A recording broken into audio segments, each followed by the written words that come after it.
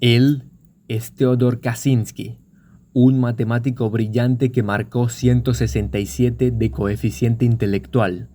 Eso quiere decir genio, un hombre lúcido como pocos, un prodigio que a los 16 años ya se había graduado en Harvard y a los 23 ya daba clases en el departamento de matemáticas de la Universidad de Berkeley. La historia oficial ha dicho que su perdición empezó con los experimentos psicológicos liderados por la CIA en colaboración con Henry Murray, profesor de Harvard y fundador de la Sociedad Psicoanalítica de Boston, a los cuales se sometió voluntariamente cuando apenas era un muchacho. Sin embargo, su hermano mayor reveló un detalle que nos acerca más a la verdadera profundidad psicológica de este caso. Parece que una experiencia de abandono cuando apenas era un bebé lo marcó para siempre. Tal vez se sintió apartado desde el principio, condenado a la soledad y a la incomprensión. Buscó refugio en la perfección de las matemáticas, pero después de un tiempo abandonó ese oficio. Se retiró lo más lejos posible.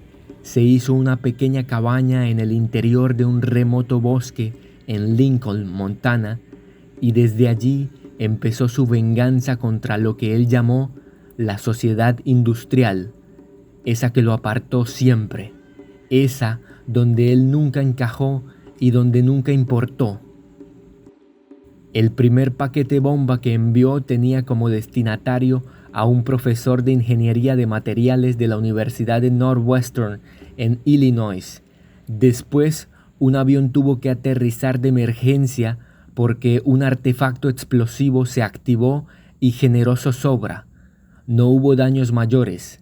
El Unabomber, bombardero de universidades y aeropuertos, estaba apenas empezando a aprender su nuevo oficio: construir paquetes bomba y enviarlos por correo. Entre el 15 de noviembre de 1979, fecha en que el FBI decidió poner en su historial de los más buscados al Unabomber, y el 3 de abril de 1996, cuando por fin, después de más de 17 años, lograron capturarlo, las personas en los Estados Unidos tenían miedo de abrir sus paquetes. El correo se había convertido en una amenaza. Seguramente te preguntas en este punto, ¿cómo hacía las bombas? ¿Por qué tardaron tanto en capturarlo? ¿Cuáles fueron sus declaraciones al ser atrapado? ¿Por qué hacía estos ataques? ¿Qué buscaba? La siguiente parte de este episodio te dará todas esas respuestas. Leamos algunos títulos de los periódicos estadounidenses en aquellos años para entender mejor qué era lo que pasaba, qué hacía exactamente este asesino serial. 9 de mayo de 1979. Un estudiante es herido gravemente luego de abrir una caja que parecía un regalo. 24 de junio de 1993. Un científico de la Universidad de Yale pierde varios dedos y la movilidad de su brazo después de abrir un paquete que alguien le envió por correo. 19 de diciembre de 1994. Un ejecutivo del área de la publicidad es asesinado por un paquete bomba enviado directamente a su casa en New Jersey. 24 de abril de 1995. El presidente de una asociación forestal de California es destrozado por un paquete bomba. Su cuerpo quedó hecho pedazos, según dijeron algunos de sus allegados y también los miembros del equipo forense. Solo una de sus manos quedó completa, el resto del cuerpo fue destruido por el impacto. Las bombas eran hechas con metal, pedazos de madera, pólvora y metralla. Cada vez eran más sofisticadas y potentes. Como podemos ver en esta breve línea de tiempo, el Unabomber iba progresando gradualmente y sus bombas se iban perfeccionando.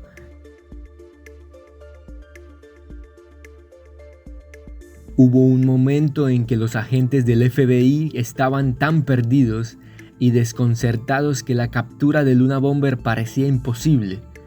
Uno de los agentes que hizo parte de la investigación, que duró más de 17 años, dijo lo siguiente: ¿cómo se hace para atrapar a un genio maligno cuyo objetivo es ser el asesino perfecto?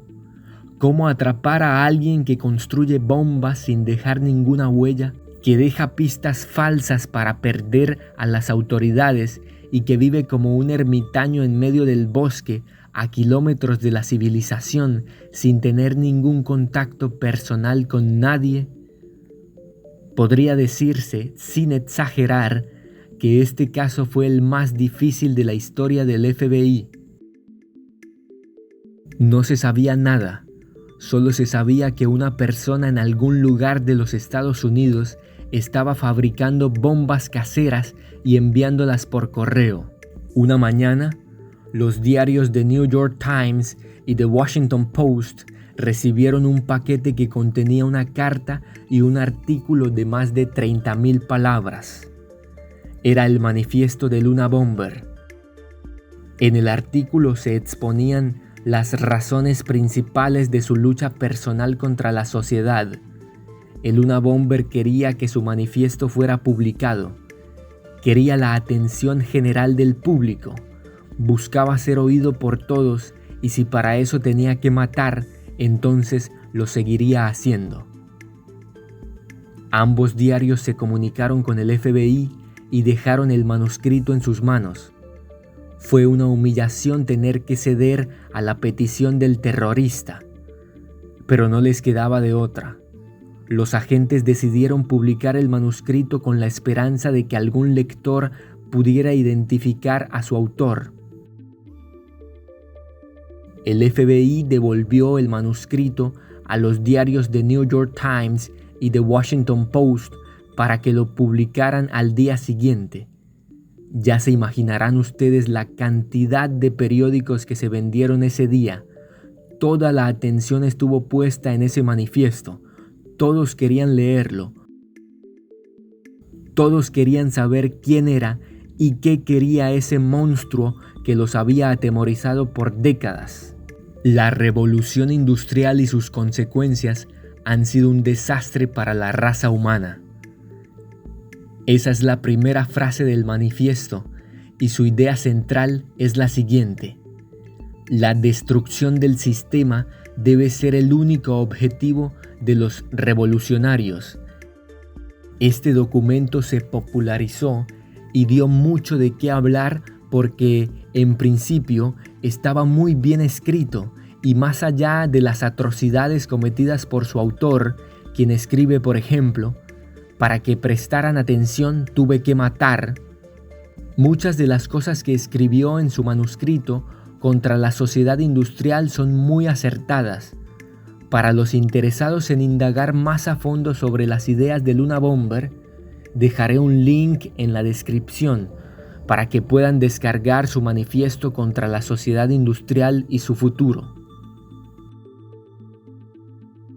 A finales de la década de 1970, Kaczynski abandonó su casa y se marchó a vivir en una cabina minúscula que construyó en los bosques de Montana. Desde esa cabina enviaba 2 tipos de correos: las bombas mortales y cartas para su único hermano, David Kaczynski, la única persona con quien el Luna Bomber se mantuvo en contacto después de abandonar la civilización y adentrarse en el fondo del bosque. Cuando el caso Luna Bomber se hizo popular y los estadounidenses eran conscientes de que la muerte podía llegarles por correo, Linda Patrick, esposa de David y cuñada de Ted Kaczynski, empezó a engendrar una sospecha que terminaría resolviendo el misterio de la identidad del terrorista que atemorizaba a toda la nación. Ella había leído las cartas que Ted Kaczynski le enviaba a David siempre llenas de odio contra las instituciones y el estilo de vida de la actualidad. A Linda, Ted siempre le había parecido un tipo muy extraño y violento, un hombre incompatible con la sociedad, un tipo incapaz de sostener relaciones humanas, un solitario que se sentía un genio incomprendido. Cuando los diarios anunciaron que publicarían un documento escrito por el Unabomber, Linda supo que esa era la oportunidad para hacerle ver a David que su hermano podía ser el terrorista más buscado del país.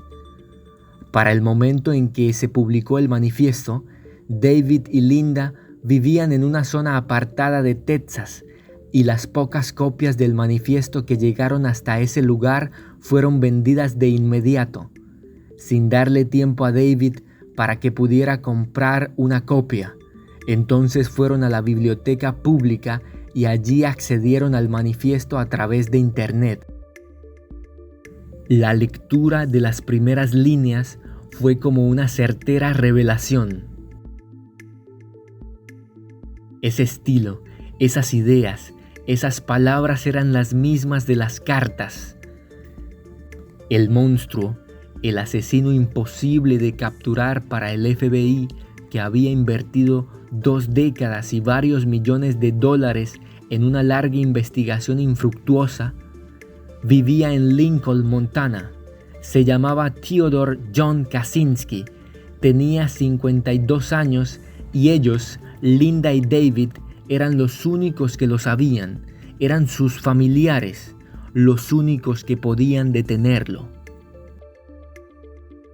El 3 de abril de 1996, la noticia mundial fue la captura de Theodore Kaczynski, el inventor de las cartas bomba, un mecanismo perverso y atroz que consiste en diseñar potentes artefactos explosivos en forma de sobres o cajas de encomienda que al abrirse estallan liberando pedazos de hierro, pequeñas puntillas, latas y tornillos que laceran mortalmente.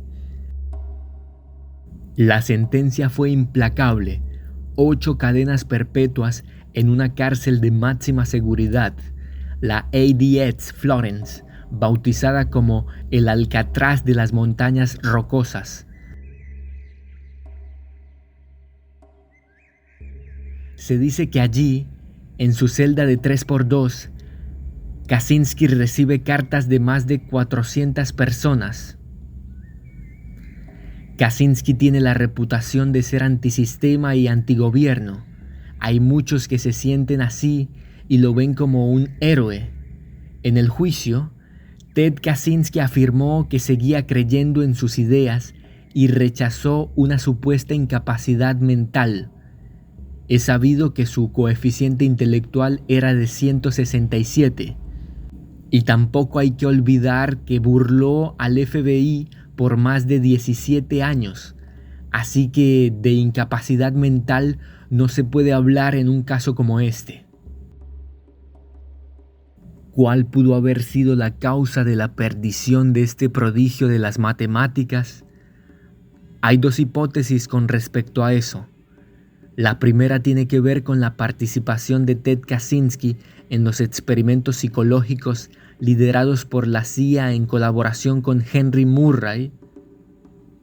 La segunda, con una experiencia de abandono que vivió cuando era un bebé y tuvo que estar aislado en cuarentena por varios días. Mi opinión es que ambas hipótesis se complementan y hacen parte de un compendio de fracasos personales, de pequeñas derrotas, de emociones amargas que se fueron acumulando año tras año hasta hacer una implosión catastrófica dentro de lo más profundo de su ser. El agente James Fitzgerald reveló que Ted Kaczynski tuvo una vida amorosa muy frustrante. Nunca tuvo una relación exitosa con alguna mujer, dijo el agente del FBI en una entrevista, y agregó los siguientes detalles poco conocidos sobre Kaczynski. Cito textualmente las palabras del agente. Ted Kaczynski entró a la cárcel siendo casto y ahí no hay visitas conyugales. Quizás si hubiera tenido una novia o esposa, nunca habría enviado bombas. Pero menciono esto porque a inicios del 2000, una periodista pidió permiso para visitarlo. Lo logró y terminó regresando unas 20 veces hasta que se enamoraron. Incluso estuvieron comprometidos. Planeaban casarse, pero ella se enfermó de cáncer y falleció. Esa mujer se llamaba Joy Richards. Si te interesa su historia con el Unabomber, puedes ingresar al video que aparece en pantalla. Es un episodio consagrado a esta parte poco conocida de la vida de Theodore Kaczynski, el Unabomber.